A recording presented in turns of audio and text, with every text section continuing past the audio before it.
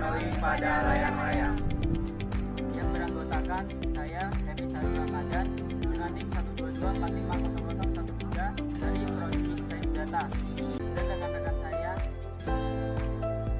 Gilang Ramasyaputra, NIM 1221920 dari Prodi Sains Atmosfer dan Planeta. Saya Rais Muhammad Noval dengan NIM 122450027 dari Prodi Sains Data.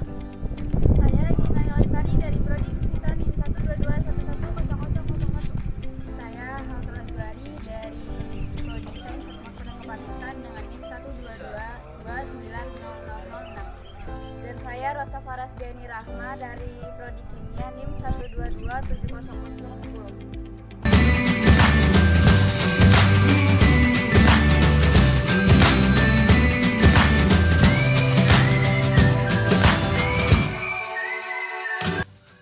Hukum Bernoulli adalah sebuah istilah di dalam mekanika fluida yang menyatakan bahwa pada suatu aliran fluida, peningkatan pada kecepatan fluida akan menimbulkan penurunan tekanan pada aliran tersebut. Prinsip ini sebenarnya merupakan penyederhanaan dari persamaan Bernoulli yang menyatakan bahwa jumlah energi pada suatu titik di dalam suatu aliran tertutup sama besarnya dengan jumlah energi di titik lain pada jalur aliran yang sama. Sejarah layang-layang. Catatan awal menyebutkan layang-layang berasal dari negeri Cina pada 2500 sebelum Masehi dan kemudian menyebar ke seluruh dunia. Namun, hal tersebut dipatahkan oleh Wolfgang Beck, ilmuwan peneliti layang-layang yang menemukan lukisan prasejarah berumur 4000 tahun saat mengunjungi Gua Sugipatini, Desa Liangkobori, Kabupaten Muna Timur di Pulau Muna, Sulawesi Tenggara, yang disebut dengan Kagati Kolope.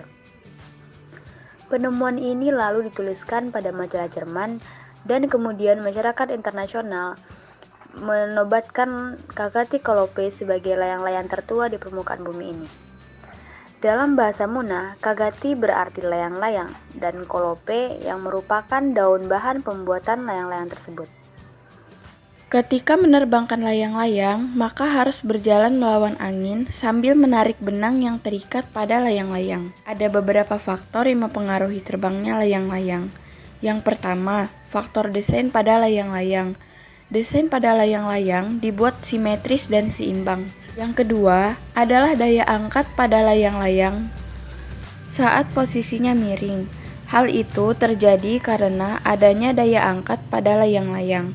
Daya angkat dihasilkan karena adanya perbedaan antara kecepatan dua permukaan layang-layang, sehingga terjadi perbedaan antara aliran atas dan aliran bawah, di mana pada aliran udara di permukaan atas lebih besar daripada aliran udara di permukaan bawah, maka tekanan atas akan lebih kecil dan menimbulkan daya angkat pada layang-layang.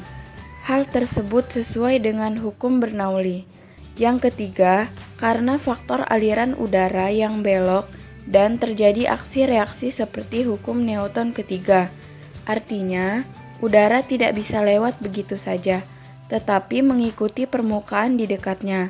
Aliran tersebut berubah sesuai bentuk di permukaan dekatnya. Yang keempat, karena adanya benang sebagai penyangganya. Ketika terbang, tersebut menyebabkan adanya tegangan tali, sehingga posisi layang-layang tetap ada di atas. Persamaan Bernoulli atau hukum Bernoulli dapat dinotasikan secara matematis seperti rumus berikut. P1 ditambah setengah rho V1 kuadrat ditambah rho GH1 sama dengan P2 ditambah setengah rho V2 kuadrat ditambah rho GH2 dengan keterangan sebagai berikut. P adalah tekanan pada fluida dengan satuan Pascal, Rho adalah massa jenis fluida dengan satuan kilogram per meter kubik, V adalah kecepatan fluida dengan satuan meter per second, F adalah gaya dengan satuan Newton, H1 adalah ketinggian fluida dari keadaan pertama dengan satuan meter.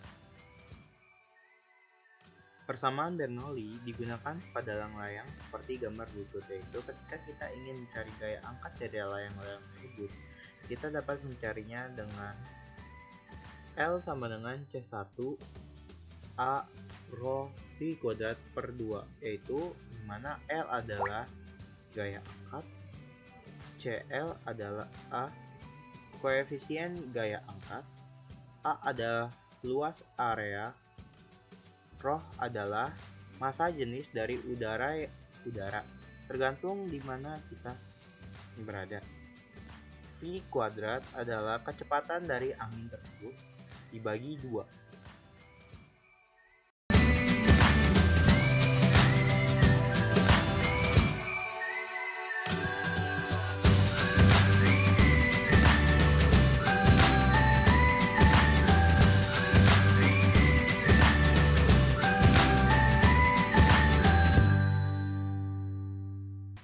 Kelebihan dari layang-layang adalah bahan untuk membuatnya mudah didapatkan, cara pembuatannya cukup sederhana. Untuk kekurangannya, yang pertama, diperlukan angin yang cukup untuk menerbangkan layang-layang. Yang kedua, hanya dapat dimainkan pada cuaca tertentu. Yang ketiga, diperlukan tempat yang lapang untuk menerbangkannya. Dan yang keempat, rusuk pada layang-layang harus simetris agar layang-layang dapat terbang dengan stabil.